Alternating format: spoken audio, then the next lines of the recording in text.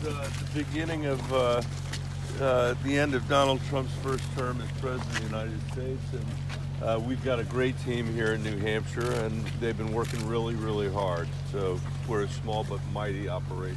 Senator, why aren't you moving into the polls? You're feeling great, but you're not moving up in the polls. I think we're living at a moment where of celebrity politics that creates real challenges, but we've tried to overcome that by campaigning all across New Hampshire in the old-fashioned way, having town hall after town hall after town hall. I think we're up to something like 90 at this point, and I think that the hard work's going to pay off on election day. When you're talking to undecided voters still this morning, what's your message to them? My message to them is we got to nominate somebody who can beat Donald Trump, and that's not going to be easy to do. And the only candidate in the race has won 2 national elections in a swing state. We're going to have to win purple states to win the presidency. I think I've got an agenda that can win us 55 Senate seats for the Democrats, and that's what I would say. And I'd love to have their vote. I'd love to have their support. What's the success in your community to this one? Top 3 or 4, I think, would be great. I mean, that would be a shock to a lot of people and allow us to, I think, to continue on and to build support as we go forward. Short of that, do you think the campaign? Well, we'll have to see. I'm hoping for that. That's what election days are all about. We'll see what happens. The great thing about politics is you really never know what's going to happen. What's your message to young voters? My message to young voters is we can't survive without you. This country needs you. The democracy is at real risk. Donald Trump is a symptom of our issues, not the essential cause of all of our problems. And the way to overcome Trumpism and the way to overcome the threat to our democracy is to engage young voters. And you got to help us get the money out of our politics and get people back in our politics. Are you concentrating? We can't do it without you. Are you concentrating on Super Tuesday like Al Bloomberg? Or is it one step at a time? Our campaign has been one step at a time the whole time. I am glad to be here. You know, we built the campaign so that we would make it until New Hampshire was making up their mind. Little did I know that people in New Hampshire would be less decided on election day than they were 6 weeks ago or 6 months ago. But I think they are, because they're really trying to figure out who the right candidate is to beat Donald Trump, and they feel the weight of this responsibility, and I just feel like it's been a great privilege for me and my family to spend the time that we have in New Hampshire. This state reminds me a lot of Colorado. We're serious about our responsibilities as well, and my state's a 3rd Democratic, a 3rd Republican, and a 3rd Independent.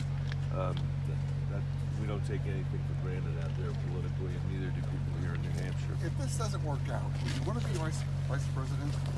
If it doesn't work out. Well, I appreciate the optimistic question.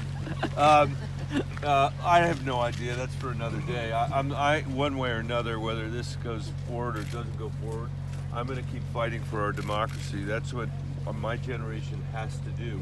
We're at a moment where we've left the next generation in the lurch. We haven't invested in them. We haven't invested in their schools.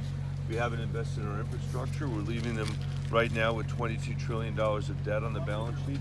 And we haven't begun in a serious way to address climate change in this country. And we owe them much better than that.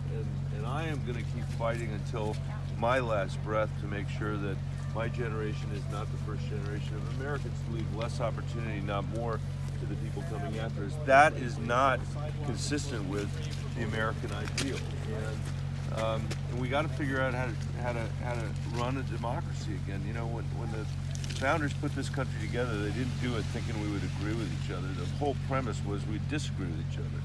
But now there's just disagreements. We would forge better ideas than any king or tyrant could come up with on their own. Donald Trump doesn't understand that. He doesn't understand that diversity of opinion is a good thing, and that democracy is a powerful way of organizing human beings. And today in this world, when you've got a lot of tyrannical regimes around the world, there are people, you know, all over the world, just like my mom and her parents, who are looking to the United States for inspiration. You know, we're the oldest democracy in the world. There's nothing to assure that we're going to stay here unless we do the work that we need to do as citizens, and that's what we have to do. Does any Democrat truly have the personality to take on Trump? Aren't you all just too polite? That's what sometimes people say, you're too nice to be president. And the way I look at that is I want to wake up after election day. I think most Americans are sick and tired of the chaos of Donald Trump.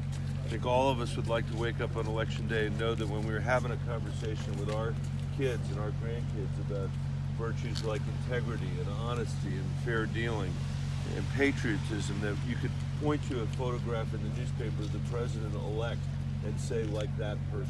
We can't do that today in this country. We've lost a lot because of that. And so I think any one of us would be better than Donald Trump. I sort of feel like out of 330 million Americans, I'm the opposite of Donald Trump, and I think that's actually what we need.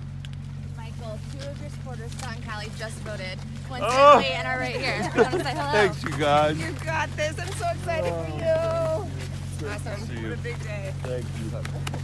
Thanks. Really appreciate it. You are the best. Thank Truly you. awesome. You guys have any questions for them? They hosted a house party earlier this year. And just go ahead and board one. Michael Bennet all the way. Honesty, There you- integrity, trustworthiness. Truly, he's the best candidate across the nation. I'm convincing all my West Coast family and friends. We come from the West Coast, and we are rooting for him. We're hoping to give him the New Hampshire boost today. If he gets the vote in New Hampshire, he will get on the national stage, and he needs a voice on the national stage. Anybody who listens to him is going to be convinced about him. He is truly awesome. You guys should vote for him as well. Thank you. Today. Best Really wishes. appreciate it. Great to see you. I'm Callie Milne. All right, you guys.